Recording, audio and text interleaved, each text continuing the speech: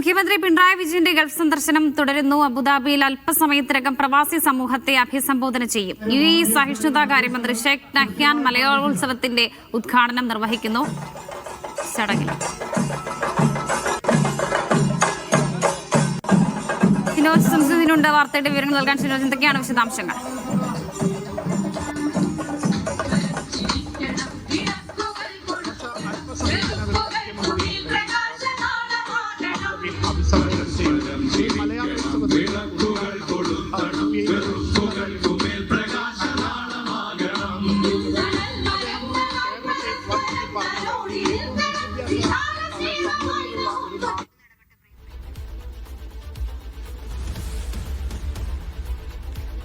മുഖ്യമന്ത്രി പിണറായി വിജയന്റെ ഗൾഫ് സന്ദർശനം തുടരുകയാണ്.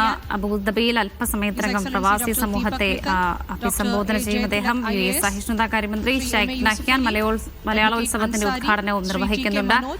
ചടങ്ങിലേക്ക് കൃഷ്ണകുമാർ BP.